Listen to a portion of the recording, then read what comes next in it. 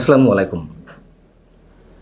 খালেদা জিয়ার শারীরিক অবস্থা নিয়ে মানুষের মধ্যে যেমন নানান ধরনের গুঞ্জনের সৃষ্টি হয়েছে, খালেদা জিয়াকে উন্নত চিকিৎসার জন্য লন্ডনে আসলে কবে নিয়ে যাওয়া হবে তা নিয়েও নানান ধরনের প্রশ্ন উঠতে শুরু করেছে। কোন এয়ার অ্যাম্বুলেন্সে খালেদা জিয়াকে নিয়ে যাওয়া হবে, কোন প্রক্রিয়ায় নিয়ে যাওয়া হবে, সেখান থেকে মানুষের মধ্যে এক ধরনের সংশয়ের সৃষ্টি হয়েছে। আসলে খালেদা জিয়াকে নিয়ে কোনো ধরনের ধূম্রজালের সৃষ্টি করা হচ্ছে কিনা, এবং তার পরিপ্রেক্ষিতে আসলে বিএনপির রাজনীতি নিয়েও অনেক ধরনের প্রশ্ন উঠতে পারে, এটি আশঙ্কা অনেকের। যেমন আমরা প্রথমে গত বৃহস্পতিবার কি শুনলাম, খালেদা জিয়াকে কাতারের রাজ পরিবারের জন্য ব্যবহৃত একটি এয়ার অ্যাম্বুলেন্স আনা হচ্ছে, কাতার সরকারই এটি পাঠাচ্ছে, এবং সেই অ্যাম্বুলেন্সে বৃহস্পতিবার মধ্যরাত থেকে শুক্রবার সকালের মধ্যে যে কোনো সময় খালেদা জিয়াকে লন্ডন নিয়ে যাওয়া হবে। আমরা শুক্রবার সকালে কি শুনলাম যে না, তাকে ওই সময় তো নেওয়া হচ্ছে না, তারিখ পরিবর্তন করা হয়েছে, সেটি 7 তারিখে নির্ধারণ করা হয়েছে। শুক্রবার রাতেই আবার জানা গেল যে তারিখে নয়, তাকে নিয়ে যাওয়া হবে 9 ডিসেম্বর। অ্যাম্বুলেন্স নিয়েও আমরা নানান কাহিনী শুনতে পেলাম। কাতারের এয়ার অ্যাম্বুলেন্স রওনা দিচ্ছে এমন খবর বেরিয়ে পড়ল সব গণমাধ্যমে। পরবর্তীতে জানা গেল না, কাতারের এয়ার অ্যাম্বুলেন্স আসছে না। কেন? যান্ত্রিক ত্রুটি দেখা দিয়েছে, বিকল হয়ে পড়ে আছে। এটা নিয়েও নানান ধরনের প্রশ্ন উঠল।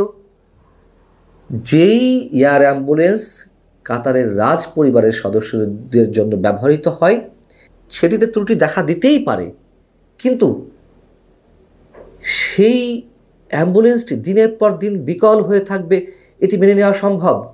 আর এটি কি একমাত্র এয়ার অ্যাম্বুলেন্স কাতারের রাজ পরিবারের জন্য যে এটির বিকল্প কিছু নেই? আচ্ছা, পরবর্তীতে জানা গেল যে কাতার জার্মানি থেকে একটা এয়ার অ্যাম্বুলেন্স ভাড়া করছে, সেটি খালেদা জিয়ার জন্য পাঠানো হবে। পরবর্তীতে আবার জানা গেল যে না, জার্মানির এয়ার অ্যাম্বুলেন্স আসছে না, কাতারের এয়ার অ্যাম্বুলেন্সই নিয়ে যাওয়া হবে। আবার সব কিছু যখন ঠিকঠাক, তখন বিএনপি নেতারা দাবি করছিলেন বা বলছিলেন খালেদা জিয়ার শারীরিক অবস্থা বুঝেই তাকে লন্ডন নিয়ে যাওয়া হবে। খুব স্বাভাবিক, খুবই যুক্তিসঙ্গত কথা। খালেদা জিয়ার শারীরিক অবস্থা যে একটা জটিল অবস্থায় পৌঁছেছে, তার জন্য তো অবশ্যই সব কিছু বিবেচনা করেই তাকে মুভ করানো হবে। এখানে তো কারোর ক্ষেত্রে কোনো কারোর মনে কোনো প্রশ্ন থাকার কথা নয়। কাতারের এয়ার অ্যাম্বুলেন্সের পরিবর্তে যে জার্মানির এয়ার অ্যাম্বুলেন্সটা আসার কথা ছিল, সেটি নিয়ে প্রশ্ন করা হলো। তাহলে জার্মানির এয়ার অ্যাম্বুলেন্স নয় কেন?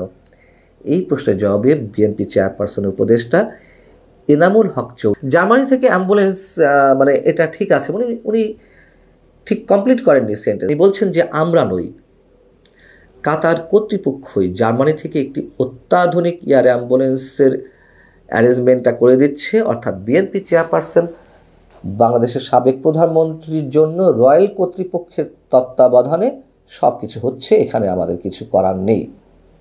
আচ্ছা, এনামুল হক চৌধুরী যেটি বললেন, এই কথাটি নিয়ে কি সবচেয়ে বড় প্রশ্ন উঠতে পারে না? খালেদা জিয়ার জন্য কাতার সব কিছু করবে, কাতারের আশায় বসে থাকতে হবে? কাতার যদি 10 দিন পরে কোনো এয়ার অ্যাম্বুলেন্স পাঠায়, তখন খালেদা জিয়াকে মুভ করানো হবে, অথবা 1 মাস পর পাঠায়? এটি কি ধরনের মন্তব্য? তার মানে কাতারের উপরেই সব কিছু ভরসা করে থাকতে হবে এখন বিএনপিকে? তবে এটুকু স্মরণ করিয়ে দিই, খালেদা জিয়াকে যখন 2024-এ লন্ডন নিয়ে যাওয়া হলো চিকিৎসার জন্য, তখনও কিন্তু কাতারের এয়ার অ্যাম্বুলেন্সই আসার কথা ছিল। তখনও একবার যান্ত্রিক ত্রুটি দেখা দিয়েছিল, তারপরে তো এসেছিল। এখন তাহলে সব কিছু আসলে কার উপর নির্ভর করছে, কিসের উপর নির্ভর করছে, আসলে কি ঘটছে?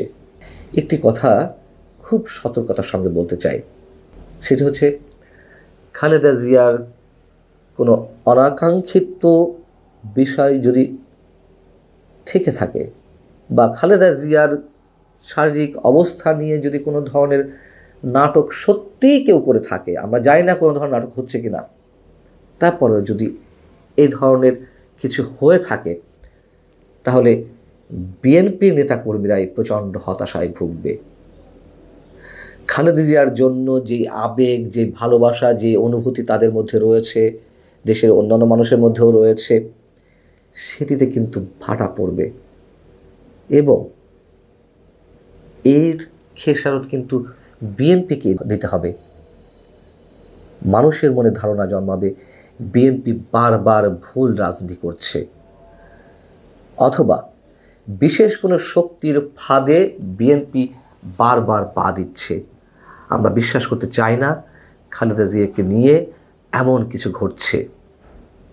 অনেকে অনেক ধরনের মন্তব্য করছেন, যেগুলোকে বিএনপির পক্ষ থেকে কিংবা সরকারের পক্ষ থেকে গুজব হিসেবে বলা হচ্ছে। আমরাও বিশ্বাস করতে চাই এগুলো গুজব, কিন্তু যে প্রশ্নগুলো এই ছোট্ট সময়টিতে উত্থাপন করলাম, সেইগুলো থেকে মানুষের মধ্যে কি ভ্রান্ত ধারণা জন্মাবে না? মানুষ বিভ্রান্তির মধ্যে পড়বে না? কোনো খবরই এক্স্যাক্ট কিছু দেওয়া যাচ্ছে না, বিএনপির পক্ষ থেকে দিচ্ছে না। বিএনপির নেতারাও তার শারীরিক অবস্থা সম্পর্কে এক একজন এক এক ধরনের ব্রিফিং করছিল, এখন এসেও নানান ধরনের তারতম্য দেখা যাচ্ছে। আমরা চাই খালেদা জিয়া দ্রুত সুস্থ হয়ে উঠুন এবং নিশ্চয়ই বিএনপি যে দায়বদ্ধতা, তার চেয়ে বড় সন্তান হিসেবে তারেক রহমানের যে দায়িত্বশীলতা, নিশ্চয়ই সেটা নিয়ে কারো কোনো প্রশ্ন তোলার কথা নয়। তারপরও প্রশ্নগুলো আসছে কেন, ভেবে দেখার বিষয়। ভালো থাকুন সবাই।